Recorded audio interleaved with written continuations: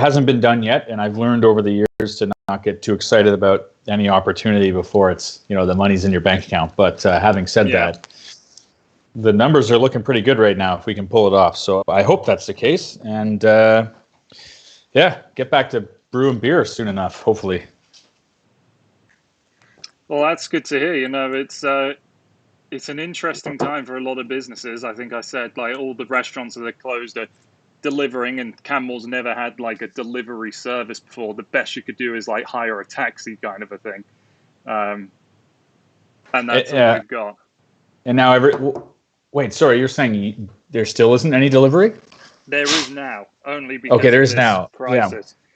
Yeah. Okay, right. The stream is set up. Hang on one sec. Let me gotta do a teeth check. Okay. Okay, good to go, man. Okay, we've got 3 minutes. It is saying offline, but of course it is 6 o'clock, so it isn't 6 o'clock, so hopefully that means things are okay. You want to just double check on your phone and make sure nothing's coming through? I mean, if so, then people get an extra 3 minutes bonus of live stuff. Us sitting here and not knowing if we're live. Okay. Yeah, we're live. Okay. Hey, right, everybody. Let's now get rid of that so I don't have to listen to myself twice. Go to live control then. Okay, I think we're now good to go. So if people are watching, or if people aren't watching, let's get things going. Let's do a little bit of housekeeping, I think, off the top. First of all, thank you to everyone that watched last week's first attempt at a live stream. I've really spent hours online just trying to figure out what could work and what was free and all the rest of it. So I'm glad it had some results. If anybody's watching right now and volumes are off or maybe not even synced at all, please type away to let us know, because it would be of benefit. And then one more thing to report is that so as soon as this video ends, it then goes live on my YouTube channel. But I realizes that YouTube was putting the automatic mid-roll ads in. So we got a comment about it, and I apologize profusely because I certainly did not mean to put up to 90 ads in one video. I don't even know how YouTube figures out all of that kind of stuff. But irrespective, we're here now. We've got a couple topics to bring up, and as well as sort of build up the hype for the next video that we're releasing, which is the video with the Mazda 3, a car that I've experienced plenty of times before, but Mike's first experience. So we're going to chat about that. Hopefully, bring it up enough so that you'll want to watch this video as soon as it's done. Now, I've got one more thing to do to make sure that this is fine on my side. Make sure I can see if anybody has questions. Of course, we want questions to answer. Give me one more second. Okay, we're good. So audio is tight. Ross, thank you very much, my friend. Okay, so we have sort of an idea for this show, is that to bring up topics ahead of time so that we can talk about them at length. And the first idea that I because I don't think I ever actually asked you, is what is the best car you have ever driven, Mike? Okay, first, before we get into that, I gotta do a beard check. Oh, no, people don't need it. No. Gotta do a beard check, man. I want to know how yours is looking nice. I think it's definitely That's not long. how my family is describing it. I think it looks I think it looks fantastic. I'm at well, I've lost my screen here. I'm at 2.5 weeks maybe, and you're looking. I'm jealous. That's all I'm gonna say. But you're in beard oil territory for sure. Yeah, well, I do need to do some online shopping to see what is a good product to buy, because I've never done it before. I am sitting at about 2 months. I could definitely lose food or have an extra sip after sipping, if you know what I mean. So have you trimmed it? Have you trimmed it at all? Nothing at all. I am just seeing It's how grow. bad it can be. I'm surprised when I leave it for 2 months, it doesn't grow in any thicker. Yours is nice and uniformly thick, but mine gets like bushy and it needs to be trimmed. So it'll never Okay. quite connect over here. But anyways, we'll check in next week on that. I'm just very impressed and wanted to give you a shout out. But Oh, that's very kind of you to say. it always seems to be like the guys who are supporting other guys' beard growing escapades, and their wives and girlfriends and moms are all like, no, like don't encourage them. But I think it looks good. Anyway, so wait, what were we? This is a car thing, right? So we're talking. Yeah, this is a car What's show. my favorite? What's my favorite car that I've driven?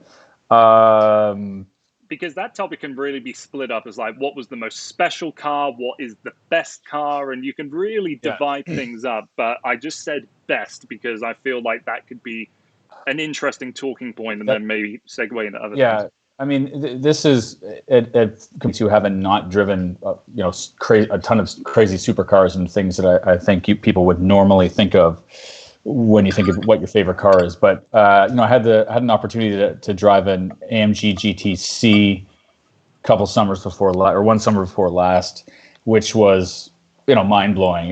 It's sort of a dream car of mine, along with probably an R8, one of those cars that I always looked at as just being like just so hot, right? Stunning looks.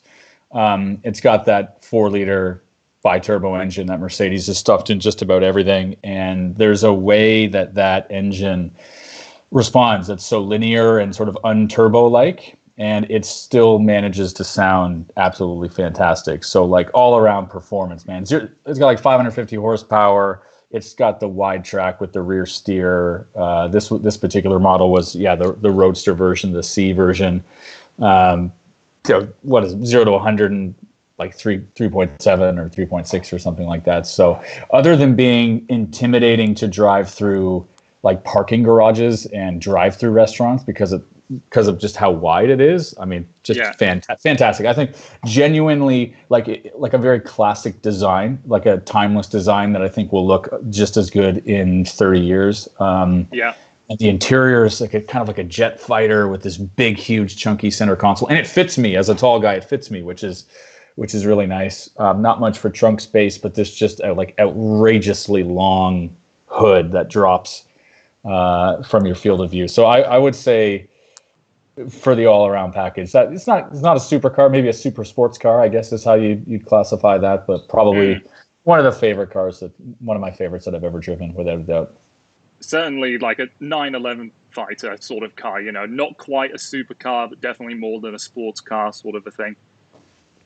In that kind of middle ground, I suppose, if there is one.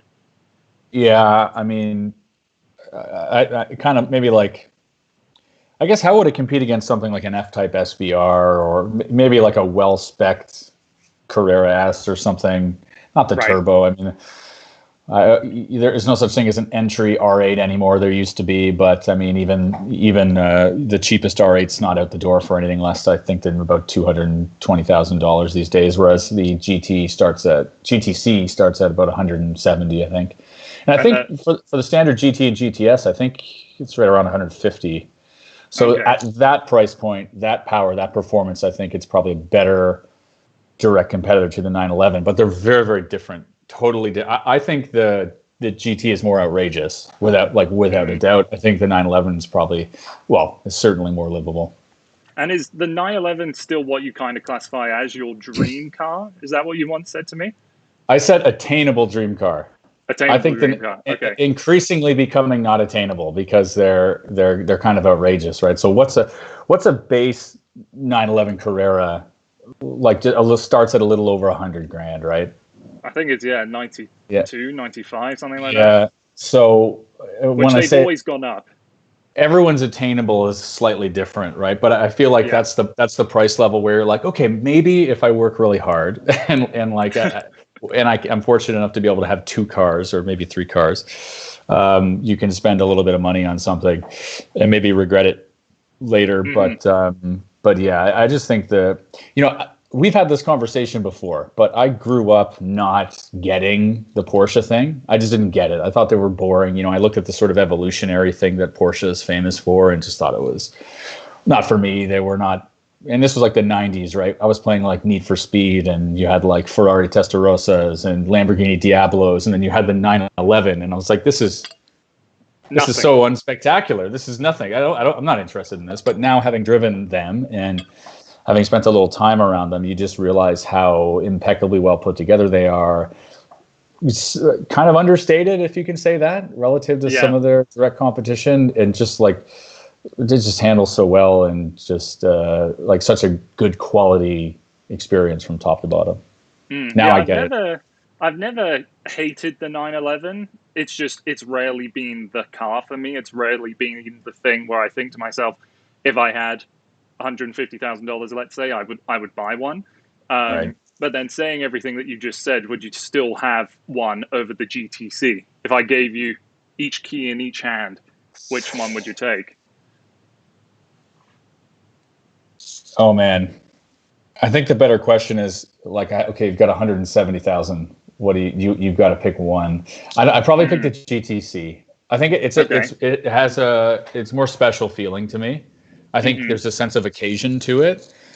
There's a different type of nerdy satisfaction I would get out of a 911, right? But I think come on, 4-liter V8. There's a sense of occasion every time you get into that car. I think it's spectacular.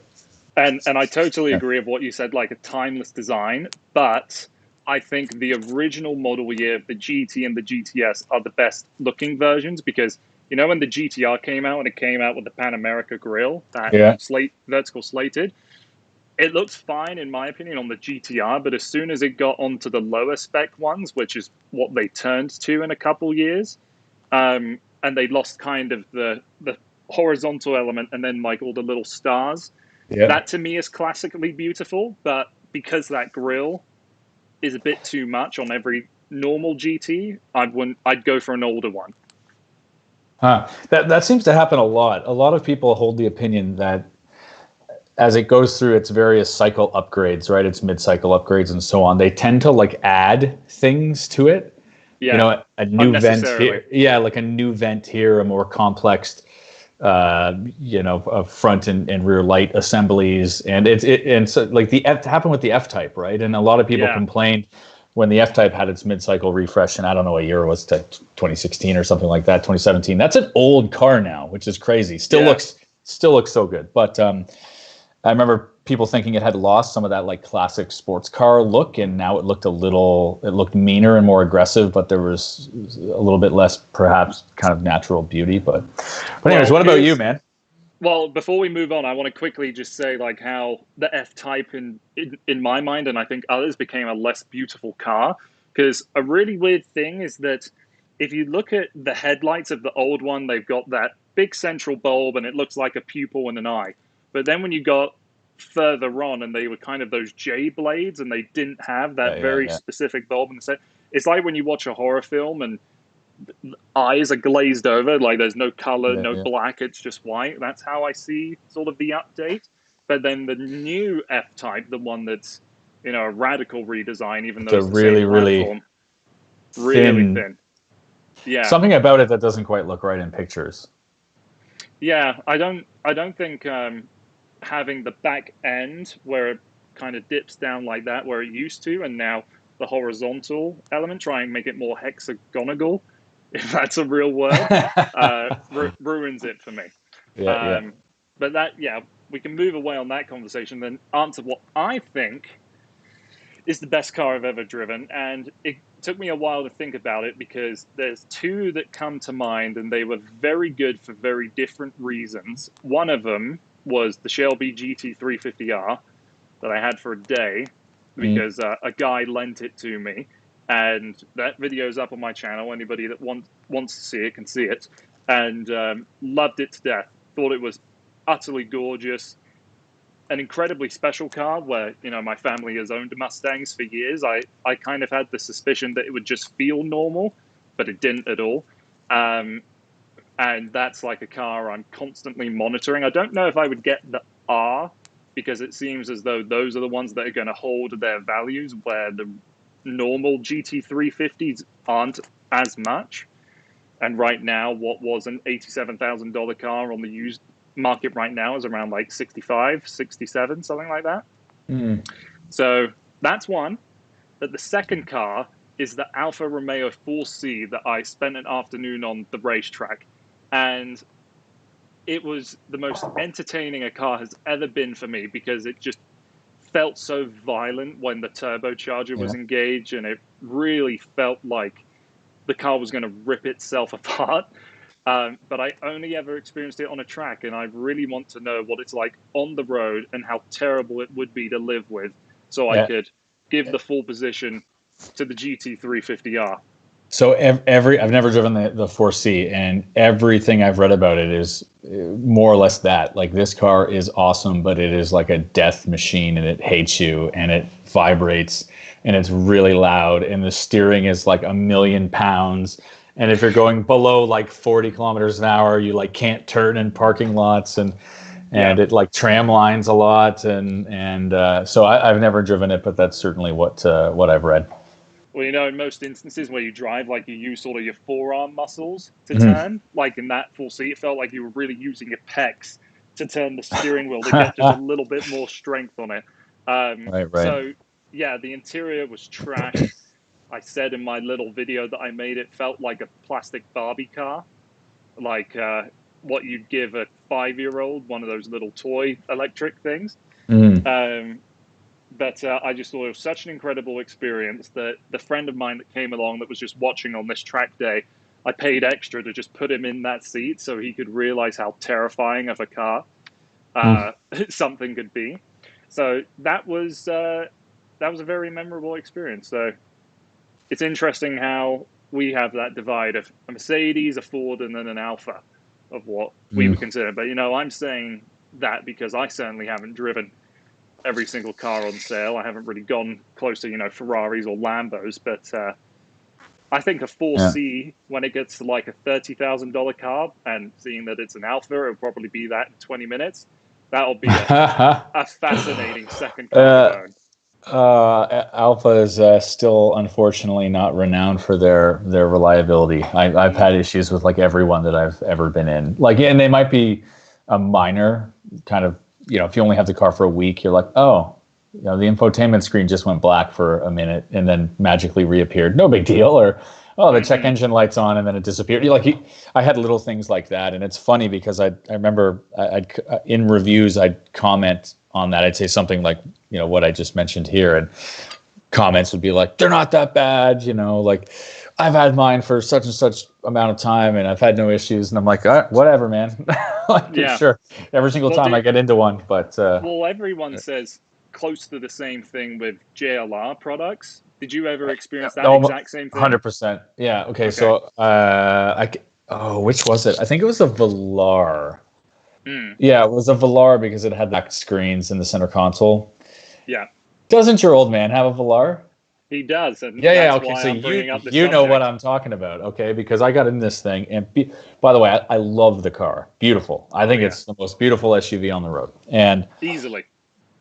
And there were things that just like didn't work, and like the but mostly they worked for me. To be honest, I think I can't quite recall. I think I'm getting the Range Rover the Land Rover Range Rover mixed up with the Velar. I can't quite remember, but I know I had a couple of screen issues with the Velar.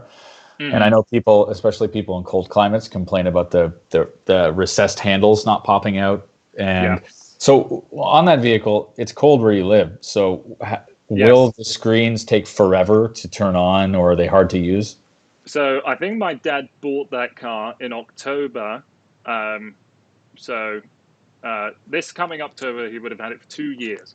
And he was desperate to own this car. Like, as soon as pictures came out, he's like, that's the car I want. And my dad, he's very much a design-driven individual when it comes to cars. Like, a car could have 1,000 horsepower, be made out of gold, and cost $10, but it wouldn't interest him if he didn't like the way it looked. So bought one. He drove it back to Canmore, and then winter came along. And at the time where we were living, we didn't have a space for him to park up, and the door handles froze in place, shut, except for one that was on the rear door. So you had to kind of break the ice that had formed around it, to then go and crawl through the car to get to the front, to then That's a to deal with premium experience. Premium experience, true. Premium. Like, that's worth Range Rover product. 90 grand or whatever that thing is worth. So yeah, and I brought that up in my review of that car, and there's part of me that actually wants to make another video with that car to discuss all of the things that have happened with it, because yeah, the screen freezes often when you do like a cold start on the car. The screens won't show up for a good 5 minutes. oh my God. And for someone like my dad, I don't think he cares as much as what the rest of the growing car population would. But, you know, Apple CarPlay wasn't available, and now it is. I didn't like the car as much as I wanted to, even though I admire it and I know my dad loves it. I know what he spent on it, and I know if that was my money, I would have ended up in like a BMW M40i or something, because Right. it's got problems. That's all I'm going to say. Maybe I will make a video on it in a couple weeks' time. Is there a little bit of I told you so? There is, but I don't say it. I don't want to make my dad mad. But yeah. his okay. So how about a 30,000? I don't know if we have any questions, but if not, how about we talk about a $30,000 car that kind of blew us away? $30,000 car. Well, immediately the Veloster N. You may, and the reason I say 30 is you may or may not be posting a video about this at the moment we hang up here. Oh, yes. Of course, yes. I was trying to tease, man. I was teasing the video. We're still in the mind of performance vehicles, so that's where my mind went.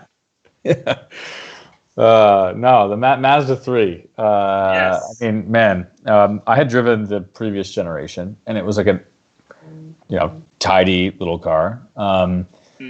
And you get into this one, and I think I was completely blown away by the interior, man. Really driven by that. I think that's a big part of my decision, sort of making process when I'm buying a car is, is the interior comfortable, but does it look kind of sophisticated? And man, like, it looks like an Audi or something. It really does punch above its class.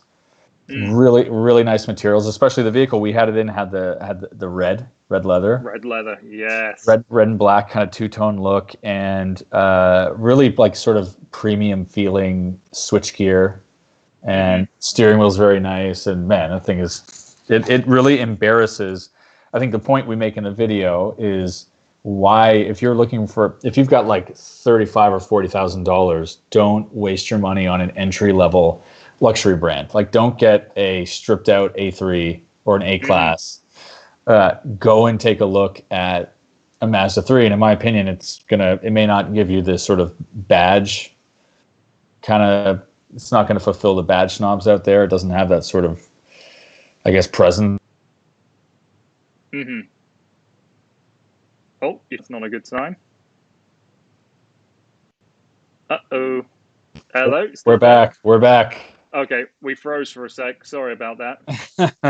But yes, everything that you were just saying, I totally back up, because, well, actually, before I sort of follow up on the point, you know what you were going to expect with the new Mazda 3? Because I've tested it out twice before. I've never driven it. Everything. Yeah. You had pictures or anything like that? No. I of course I was at the LA Auto Show when they launched it in 2018. So I saw it there at the time, and we didn't get in it though. So it was like up on a platform, and you couldn't get to it for whatever reason. So I never actually sat in it, and I'd seen other reviews and stuff, so I was aware that it was probably at or maybe class leading. But I mean, you never get a true appreciation until you have an opportunity to sit in it yourself. But yeah, so I was like, cool. I had high expectations, and it completely met them. Wow. See, that's one aspect of reviewing cars that I always try to avoid. I try to avoid reading up about a car unless I know I'm never going to come across one to review. But yeah, I loved the Mazda 3. We talk in length about the interior and the refinement, and even though it's a great driving experience, like it has great steering and it feels very connected to the road, and sort of the little trick that I play on you about the independent rear suspension will come up in the video as well. It is a car I could really see myself in, and that model exactly, red interior, manual transmission, just everything I think a car guy is looking for. But it is unfortunate how they have sort of limited that car in that specification, because you can't get the manual on the top trim in the sedan, can't get the red trim in the sedan, and we think the hatchback is slightly flawed of a car, and the reason is obvious. Everyone makes a judgment on the C-pillar space and how tight it is back there in comparison to my car, but I think it's something you could get used to. I just think it's a bit more of a learning curve than any other hatchback on sale today. Yeah, you really do. It is compromised, I think, in the back. It's sort of claustrophobic, right? That big, it's funny, you know, Zach over at Motormouth just posted a review of the same vehicle, same specs out in Vancouver. And yeah, it's the C-pillar, right? Both from a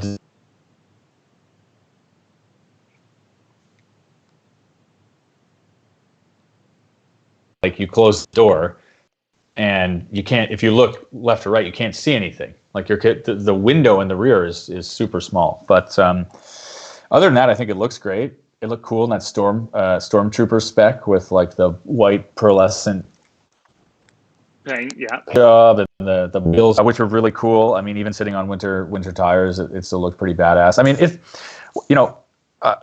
when it comes to the suspension change, so it went from an independent to a, just a traditional torsion beam setup in the back. Get in this car back to back with the previous generation, and I'm telling you, like, it's one of these things where you need to consider the overall engineering of the vehicle and the packaging of the vehicle, and not just get obsessed with one little detail and say, oh, it doesn't have an independent rear suspension, I'm not even going to look at it. You need to experience it, because I think the complete package is leaps and bounds ahead of the previous generation, and no one would ever know about the rear suspension. So I think it'll do just fine. But the only reason I know this is because Zach had it in his review at Motormouth. Sales are down something like 27% year over year. Okay. Which is like of the hatchback specifically, or of the three? The Mazda 3. Okay. And look, they've come out. So that's an isolated piece of information. We don't have the broader context for the industry, right? We don't know if it's because in general cars are doing worse than they have been ever before. That has been a trend over the past decade, right? SUVs are eating sales at the expense of sedans and small vehicles. But that's a precipitous drop in 1 year for a product which is vastly superior. Is it price point related? I mean, in that class, it's at the top end, right? But I think it, in the opinion of how I've introduced it to people that don't know cars, when I had that car and I was staying at my friend's house, I was asking everyone that came through the front door, what do you think this car costs? What do you think it is? Like, cover up the Mazda badge and say, what do you think that is? And everyone thinks it's a much more expensive car than it is. But it doesn't belong to a Mazda brand. So maybe people are seeing what looks like a very elegant car and mistaking it for a much more expensive thing. But I think it is just the way cars are going, and the way that people aren't buying sedans and hatchbacks because everyone wants SUVs. And I'd like to know how the CX-30 performs in its first year, because if you weren't as sort of convinced of driving dynamics as we are, small car, manual transmission, that kind of a thing, then the CX-30 could really be the perfect car, because it solves that blind spot issue, and has the exact same interior, looks pretty much the same, has all the same tech. So I understand why there might be fright towards the problem of sales being down for the 3, but I can only imagine that the CX-30 is taking all of those and many more. Someone could figure that out. Yeah. Somebody could look at the data. It's not going to be me, but I mean, it's practical. It's got a big trunk. I mean, I just think it's so. I think I really I don't get it. I really don't get why people go out and buy the cheapest version of a luxury car that you can get. I mean, I think I do get it in that I think people are really driven by the badge, and there's a belief that even the entry level versions of those are going to deliver that BMW experience, that Audi experience. And I think in most cases they don't. And I think once you cross shop and spend time between really loaded up mainline vehicles, Mazdas, Volkswagens, those are kind of the near luxury, and then Honda, Toyota, et cetera, you realize that there's not only more value, but in most cases there's almost equal levels of sort of sophistication and composure as a sort of driving machine.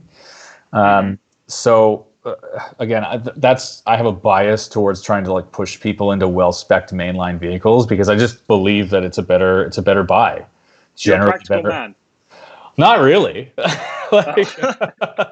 I just think it's like, oh man, have you ever got into what you call a stripper special, like a base A3 or something? Oh man. I've been on like low level BMW 2 Series. Yeah, same, right? And it just doesn't. Yeah, I'm not saying like a well-equipped Honda Civic is the same as the base 2 Series. I'm not trying to suggest that. I think there's very obvious differences between those particular examples. But like a front-wheel drive base, basically a Golf with an Audi badge on it, which has none of the features that make Audi what we know to be an Audi product. To me, that's a bad way to spend 40 or 45 grand, in my opinion. I think you just save 10,000, right? Go and spend 35 with a Mazda 3 or like a GTI or something along those lines. Well, that will be, I think, a fantastic wrap up to get people to watch our video and listen to our argument, whether they agree or disagree. And not much of an argument. Yeah, well, yeah, oh, like we said, our we're collective prepared arguments. to fight people. Yeah. We're prepared to fight people if they don't agree with us. So anybody watching right now, that video will go up as soon as we're done chatting here. And I've never released a video at sort of evening time. Well, at least for me, it's evening time. So I'd be curious to know how it performs just to see, because I never really showed you like the YouTube analytics and how much they provide, and it can go pretty far in depth, and it gets to the point where sometimes I'm not even sure if what I'm reading is correct. But anyways, that's a different subject. The next thing I want to discuss is the second part of this title. So I titled this live stream, The Best Cars and Our Worst Traits, not because I felt like we were prepared to talk about what we don't like about ourselves, but the things that are in cars, maybe a specific, design cue or piece of technology or something that we can't get behind. We refuse to own. And I'll start off by saying the worst feature I think I've ever seen in a car is Honda's lane watch. Have you ever experienced that? No, I don't think so. Maybe I have. No, I must have, but I obviously don't have a strong opinion about it. Basically, I don't recall it being good or bad. Okay, so we all know what blind spot monitoring is, and Honda for a while, they were not putting that in some of their cars because they had this feature where if you indicated right, there was a camera on the right wing mirror that would, it's called. Point to the lane behind you. Yeah, so lane watch, and they had that on the Clarity when I tested it.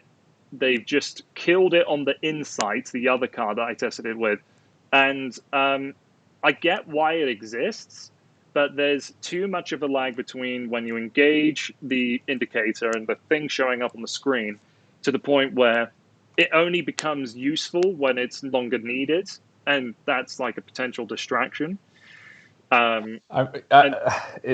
So they're rolling it back now. It's not in every car now, right? Okay, yeah. So I have driven in a vehicle many times with that, and I always thought, what is this nonsense thing? Now I haven't driven the new, what's it called? The big SUV, the 3-row SUV from Hyundai. The Palisade. Palisade. Now it has something similar, does it not? It has the exact same idea, but for the right and the left. And instead of it being on the center screen, the touch screen, it's inside of the instrument cluster. The gauge cluster. Yeah, okay. So instead of kind of looking down towards the screen, it's more like where you're looking at the speedo. So that is a little more agreeable. And it's a lot faster to react. So when you indicate, it's able to show up with an image a hell of a lot faster than what. So you put the indicator on, you're not going to look, like if you're turning that way, you're not going to look down to the center console. That's a terrible idea. Yeah, and perhaps that's why they're hopefully phasing it out for good. Blind spot monitoring systems, those just work better, I think, in almost every instance. Unless there was like a very small object down by your rear wheel that you can see, maybe the camera comes into its Yeah. own. But anyways, that's my pitch Right. on the topic, and I'd love to hear if you came up with something. Oh, you know what? I took a different read on the question than you did, but I can tell you one thing that annoys me right now, and this seems to be really consistent. And I don't necessarily think it is a manufacturing issue. I think it's a software issue. Android Auto seems to be like, I have nothing but trouble with Android Auto, depending on the car I'm getting into. Really? Yeah, so I've been using largely wired, like I'm directly connected via via just a cable USB. into my USB-C is what I was trying to think of. Thank you. Okay. And just disconnecting between like loading and not giving me a full width screen, for example. A lot of Mercedes products, you can't get the full width that, like, you'll have a 12.3 inch screen, beautiful high-res screen, but it'll only use like this much of it, and then the other half is a block. And now that's a manufacturer thing, right? But so I will never buy a car again that doesn't have it and does not do a great job of integrating Android Auto, because like 9 times out of 10 when it works, it is vastly superior than the native navigation software. And the fact that it's integrated with all of your contacts and your music and the voice command, which is superior generally than what you'll find from OEMs, just makes it like, man, it's also, if you buy a cheap car, right?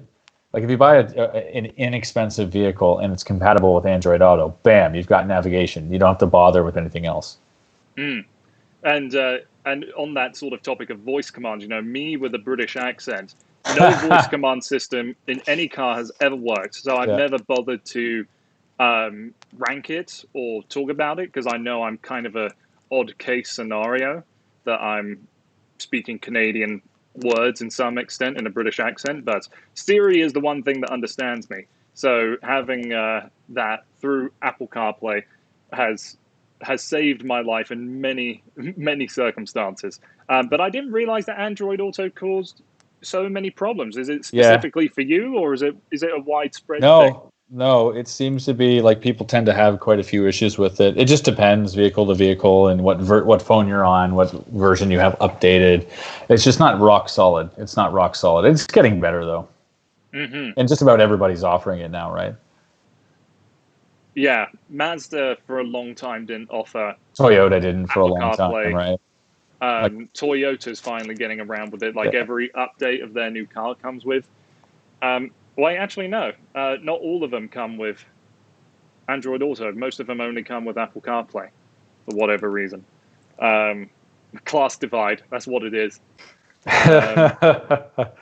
Yeah, you know what? That is a fantastic talking point, because nobody talked about why you would ever buy a car with navigation, even though something like a BMW has a beautiful screen and you kind of want to use it because of like the 3D effects that it has in it. Is that really going to be better than Google Maps or Apple Maps? Probably not. So I mean, 2 examples here. So I have, we have the Mercedes, and it's got that, right? Just beautiful infotainment screens, big 12.3 inch screens, and 95% of the time I'm plugged in with Android Auto.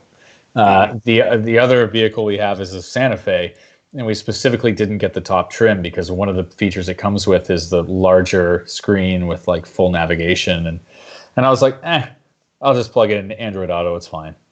Yeah. And so that's what I use exclusively. It's perfect. Yeah, and sort of another topic of that is that, have you experienced cars with those wireless systems, so wireless Android Auto? Nope. Okay. No. Because I've experienced probably like 4 or 5, and all of those cars were either Audis or BMWs with wireless Apple CarPlay. in the past, they weren't very good, but each new car that I got in, it got better and better and better. Yeah. Even though, because I don't have a I don't have a phone with wireless charging, I would never really. I Oh would man, never not wireless plug in my charging. phone. Wireless charging is so good. That's like an It's awesome little feature that seems unnecessary, but like I love just throwing it down there and tucking it away. But what is the car I just saw recently where it's got you'll probably know this, it's got a wireless charger in the glove box along the side. So you like, it looks like a money clip. It's just a little clip on the inside of the glove box and you put the phone in it and it charges wire. I think it's a Ford product or yeah, something the new Explorer. average. Yeah, maybe that's it. Something normal. Okay. Oh man, wireless charging is the way to go. I'm Yeah, all it's about just the wireless charging.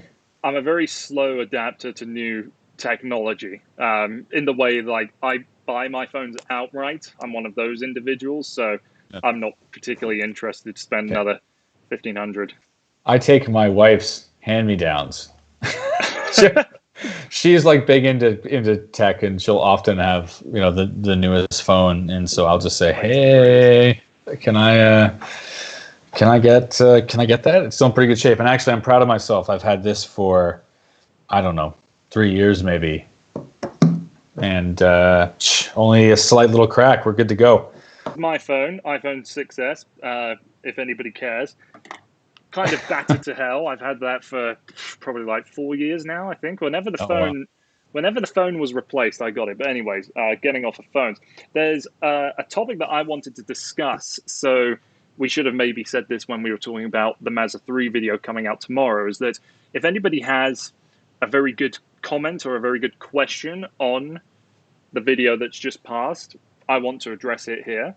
I doubt you saw it, but the question was from our man Blake Swan, and he said, I don't have the comment directly in front of me, but it was along the lines of that $40,000, which is what that Mazda cost, the one that we were testing.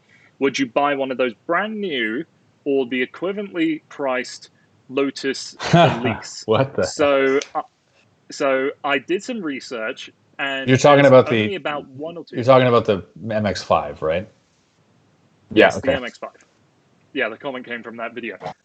So I did some research, and there was really only one in that sort of price range. It had 83,000 kilometers. I wanted to put the pictures up here, but couldn't for some reason get them to work. I'll try and figure that out for a future episode. That could potentially be a good talking point. But $83,000, $47,000 car. It was red. It has a 1.8 liter engine. Naturally aspirated in this model year. They later went with supercharging. What year was it? I believe it was a 2005. And, well, I don't think we need much more information than that to sort of make a quick decision on which one would you buy. Yeah, I haven't driven that vehicle. Neither have I. Yeah. I know nothing about it. Yeah, so... And like always, I'm boring, man. Like I always go new. Like unless I'm super familiar with it and I have some kind of, I don't know, particular connection to it. I've never really been into that type of vehicle. I don't know if I'd fit. I definitely don't think you'd fit. But I'd probably go for the I'd probably go for the MX-5. I don't know, man. I don't even know if I'd buy an MX-5. Like I love that car, but I don't know. Like if I'm talking, I'm getting real here. Okay, like this is not some fantasy world where I can have 10 different cars. Because if that's the case, then of course I'd have that. But like for my lifestyle, it's such a limited use case that I don't think I could justify it. I find it uncomfortable for anything but isolated use. Right? Like I know we talked about this last week, but. It is. The telescoping steering wheel is certainly an improvement. They brought that in with the 2019 model year, but nonetheless, like for a guy my height at 6'2", and most of it being in my inseam, it's not particularly comfortable. Like I'm thinking about driving up to some great roads near my cottage, but that's like a 3.5 hour drive, and I've got to spend 3.5 hours in this thing that's trying to like give me a migraine. So, like. I suspect that one of those, especially a 15-year-old Lotus, would be something, would provide somewhat of a similar experience. So like, I love it and I love what it does, and it's fun when I'm behind the wheel, but it's such for me, for my lifestyle, for my comfort level, it is limited in scope, really. So yeah, I'd say, yeah. Okay. So I'd probably go new. First answer is new. I'd probably go for the MX-5, but second answer is in reality, I probably wouldn't go for those at all. Okay. Because I am the individual that I could see myself owning an MX-5 in the future, especially since when I was researching sort of the price comparisons, how much a 3-year-old model, like the current generation, has depreciated by. So in a few years' time, when the 2019 is a few years old, I could really see myself buying one. And so that is an obvious indication of my answer. I'd buy an MX-5 as well, because I struggle to believe that the best driving experience you can get in any car can be experienced on the road. Like, even if the Lotus is potentially a much better car to drive, am I really going to feel that in any given situation? And because I haven't driven it, I can't say for certain. But I really do think that I would end up in the new one because it has the creature comforts. A Mazda dealer is a lot easier. Warranty. A Mazda dealership is a lot easier to find than a Lotus dealership, even though it has a Toyota engine. So maybe you could get it serviced at a Toyota shop or any mechanic for that matter. But I would always end up with the new car, especially if it's an MX-5. Yeah, I mean, I'd rather, again, so 40 grand. What was it? 40 grand? Yeah. Was that the number? Man, I'd rather have like a Golf, like a GTI, or if I was going for like small, fun, like relatively inexpensive. Yeah, I'd rather get a GTI or like a used Golf R or an S3, an Audi S3, or something like, a 235i, like a couple years old. Something like, or wait, 240, I guess it is now. Like something to that effect. I'd probably go for over the MX-5. Now, there's a car you lopped off of that list. I don't know if it was purposefully, but the Ford Focus RS, is that a car you could ever see yourself in? No. Yeah. No. I drove one for a guy lent me it for a day, and he lived in Calgary, so it's an hour's drive from Calgary to Canmore, and I've never experienced this in a car, but that hour's drive, I ran out of the car to lie on my bed. Like, it was that painful of a car. Yeah. I loved it because it was hilariously quick, but I really thought to myself, if I owned this car, I would be miserable. It's a frightening thing to live with. But me being me, I'd probably look at Veloster N anyways. We do actually have a couple questions here, and we're looking at about 45 minutes, so we've been doing well for ourselves here. So, question from DJL66: if the Hyundai Veloster N exists, why can't the Mazda 3 Speed? Now, I have a somewhat official answer to this, so I'll wait, but you go first. Do you think there should be? What do you mean should? Of course there should be. I want to hear the official response. Okay, well, a couple years ago, when the outgoing Mazda 3 was kind of going away, people were asking the head of Mazda, will there be a Mazda Speed 3 of that generation? And what he said was, Mazda is no longer that kind of car company. We want to be a more mature brand, so Mazda Speed may never return. And that was, I'm somewhat paraphrasing, but being too mature, those were his exact words. That sounds like a bunch of horse shit. Yeah, because the greatest fault I have with that is that a BMW is considered a very mature car, but they've got the M brand and they do very well for themselves in both aspects of regular consumer cars and M cars. Yeah, they should have said we want to be an only SUV company, because that's what it feels like sometimes. Although I guess they are coming out with the rear platform Mazda 6 and they're making new pretty great hatchbacks and stuff. So that's probably not a fair assessment. I don't know. That sounds like something like a marketing director would tell you. Well, we're really looking at the premium upmarket experience. Our customer base is getting older and more sophisticated. The average Mazda buyer now has owned 2 models and has $80,000. Like this type of thing they'll tell you, right? Which you learn that sort of speak is used to justify just about any decision, right? I don't know. I mean, you have to assume there are very smart people looking at where their brand's positioned, what the perception of the brand is, how people are spending their money in the marketplace right now, and it's a lot of money to make specialty vehicles. That we do get a car like the MX-5 in whatever spec is pretty special, period. And so I assume there's an economic reason behind the decision not to. I suppose. Yeah, I would love to see a Mazda Speed of anything. A hot hatch Mazda 3 I think could be really fun, and a turbocharger on a MX-5 like the Mazda Speed of yesteryear would be really exciting as well. But if they're making these decisions, if the big boss man is saying these things, then I think there's going to have to be a radical change in leadership for anything like that to change. Because the prices are going up.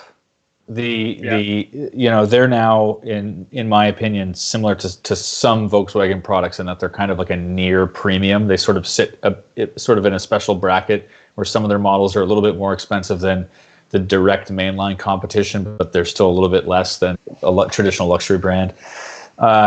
They become very sophisticated, but it wasn't that long ago when you can recall in North America, part of their pitch, part of what you'd hear in commercials, obviously we remember zoom, zoom, zoom, right? The whole we're a fun car, we're a happy little car company, and our grills look like smiley faces. But also, I remember the thing that was like more Mazdas are raced, every weekend than any other car brand. That was part of their DNA, saying people choose, and I'm sure 99% of those were Miatas, but that was an inherent part of their brand message. So I think it's possible that they're deviating from that intentionally and they're going more premium, more upmarket. But I don't know. I assume it's largely driven by economics and sales patterns, which they know better than we do. Yeah. Well, on that sort of topic of sales, DJ also commented on so as we were talking about, the Mazda 3 versus the entry-level Mercedes, Audis, and BMs. He says 2013 CLA reached 100,000 during its first year, cited as the best launch in Mercedes-Benz 20-year past. People want brands at a price, don't know, and don't care about anything else. And that's certainly true that for people that aren't car people. But then again, I don't know a single car person or someone that labels themselves as a car person that doesn't have. If they have an Audi A3, it's an S3 or an RS3, that kind of a thing.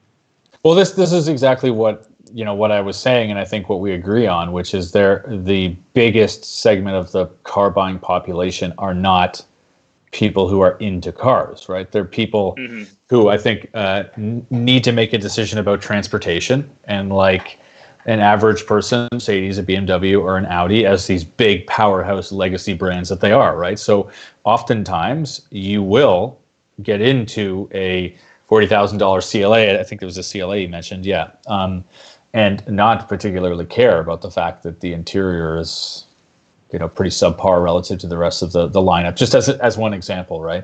So what he's saying is 100% accurate. But again, that's the struggle that I have in trying to tell people, no, don't spend 40 grand on that. Come over here. It doesn't have the badge. It's got a different one. It's not as fancy, right? But I think the vehicle ultimately is probably a better buy in terms of value. I think will deliver nearly as much sophistication, not universally, but I think nearly as much. It's going to be cheaper to insure potentially. Repairs might be less expensive. Not universally. It depends, but that's the battle, right? But I must say the dealership experience for luxury cars is vastly superior. Well, one of these days I want you to share your story on your Mercedes and what they did wrong with your specific car, the story that you told me. We'll save that for a topic for another show. Right. I think there would be some interest of hearing that. One thing that I wanted to quickly address of what you were just saying, when it comes to sort of ease of convenience and deciding on the car strictly on transportation needs, You live in a big city. Are Yeah. there anybody in your group of friends that don't own a car and just take transit? Oh, Because where I oh, am right yeah. now, that is impossible. There's no such individual that could, get from one side of town to the other through public transit. So hardly anybody has a car, I would Oh, say. really? Yeah. So and this has actually been a problem because, at our company, I'm one of like 3 or 4 people who drive. And most of Okay. our employees, a lot of our employees who are sort of in their early to mid 20s just don't drive because it's quite cost. I mean, it's economics again, right? It's very costly to live in a big city. Rents are astronomical and completely, are misaligned with what people are being paid.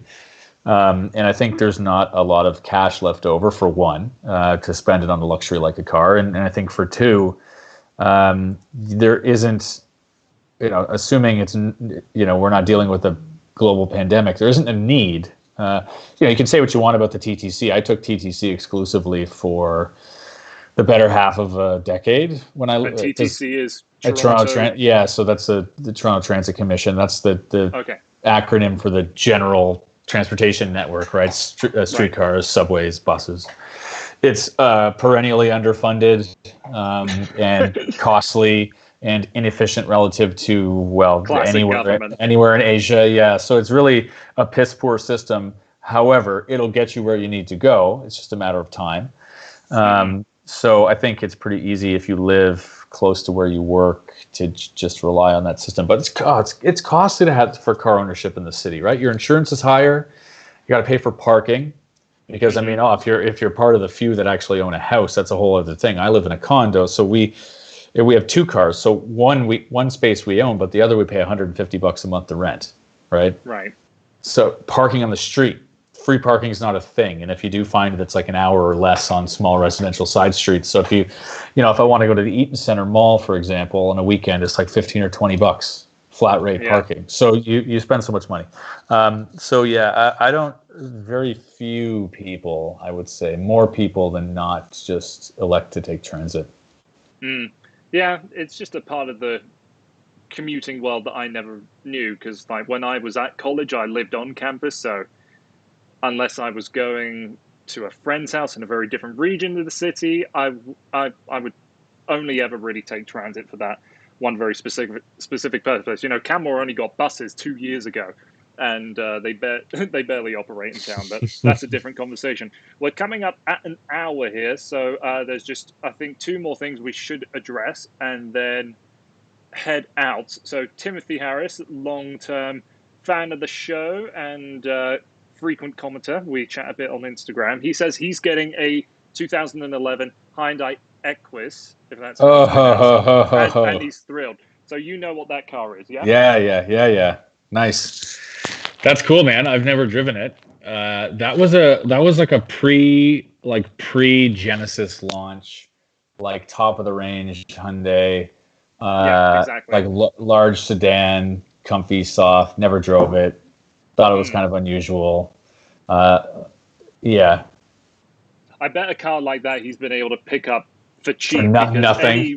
any big luxury sedan goes down in value faster than anything. And for something that is still a Hyundai and still not a Genesis, well, I'm sure Genesis will depreciate as well. But good on you. That's a nice little purchase there. I'm sure. I want to know how much it was, and like how many kilometers are on it. Yeah, if you're watching, we'll wait until you comment how much you got it for and mileage and condition and all that sort of thing. Have you ever gone on and just cruised like Auto Trader or something for like 10-year-old like S classes or like Jaguar XJs or like anything like that? They're hilariously cheap. So my best friend in the entire world, he's constantly calling me because he's in a position where he can afford a new car, and we'll be on Auto Trader together, searching together, trying to find stuff. And I keep on telling him buy a Jaguar XJ, like an original. Oh, not an original, but this current generation, because like we found a couple in our neighborhood for like $22,000, $30,000, and I think it'd be hilarious to own just until it goes wrong, and then pass it on to the next poor bastard that has to own one of those things. He said he bought it for 8,000, mint Nice. condition. So good on you. Okay, last question for the night is from another good friend of mine, Graham Scriven. Uh, uh, Wait, what's that? Why does Mazda have the Mazda 3 TCR? What is the TCR? That's not the race series, is it? I'm not sure what that is. We'll give him a second. Hopefully he answers. But is there any closing thoughts that you want to put down before we sign off? Oh man, no. So no, man. It's been. How are you? You started this by asking me how I was doing and everything with work, but the thing is, again, for people who are maybe tuning in for the first time, I have a full-time job, right? Like I operate a Yeah. brewery, so my life right now is like turned upside down, like many people's. But I'm going into work every day. I mean, it's a huge plant, and I'm basically by myself, social isolating in thousands of square feet. But nonetheless, I'm like leaving, and I'm doing stuff all day. So, what are you doing? Because there's no cars available. Yeah. Presumably, you've got some footage you can edit, so like a stockpile of footage. What are you doing with your time? Well, in all honesty, what I've been doing is watching a lot of TV shows and going through my old Lego collection. So when I was a kid, pretty much everything I did with my time um, was Lego. So moving back in with the parents, I was able to go through all my old boxes. So I'm getting everything ready to sell because one thing I do on a frequent basis is trade stocks. That's just something I do for fun. I'm able to risk a little bit of money, so I do a lot of researching there. And Lego is quite the investment if you keep it in good condition. I mean, if you never opened it and never built it, then it'd be worth exponentially more. But I can tell you right now, I've got a $350 Lego set that I bought when I was in school. I think it came out in 2010, 2011. If I never opened it, it's at least worth $1,000. But because I did open it and I did play with it, it's about a $500 set. So Hey, I'm huh? going through all of that stuff right now to put it up on eBay or something. And yeah, that's how I'm spending my time, So spending my that's what you're day. doing, Yeah, playing with Lego. Well, exactly. I'm actually kind of. Hey, listen, man, I wish I was able to help you out and give some kind of assistance if, during your time, but that could be something if I ever find myself out there. So, okay, yeah, Scribbles V12 said a track edition Mazda 3. Oh, I know, it's a crazy. Is it a concept or was it actually produced? It's a crazy like turbo hatchback well, type design thing. Here, if it's the let me. concept I'm Yeah, thinking of, it's the one they did. It's sort of a promotion with the CX5, the Mazda 3, and the MX5. It was gray and red or something. yeah, yeah. Okay, so look, it's based. I'm looking at it right now. It's based on a three hatchback, 350 horsepower. Yeah. Okay, so this is exactly right. So it's not like they're completely abandoning their motorsports heritage. That's not going to happen. So I feel like Mm. the response that was given to you was it after a few glasses of wine, maybe um, tends to uh, happen at these events. yeah. The TCI is a track edition special for the GT3 series, kind of contradictory to the marketing. Um, well, they still make the MX5 Club. Like, you can still go to a dealership and buy like a Club Racer MX5. So I Yeah. imagine that's a concept for the same idea. But we're now at the hour mark, so I think that's time to sign off. Right on. If we want to, I don't think there's any new questions. Just a lot of thanks. And yes, Legos are fun. You know what? If you've got money to spend on the stock market, I could give you some advice, but let me tell you, Legos are much more interesting for your money. Right on. Thanks for having me, man. We'll see you next week. Yeah, absolutely. Thank you, everyone that has joined and has watched. And we will be posting the Mazda 3 video in a minute. So have a wonderful night, Mike, and we'll chat again soon.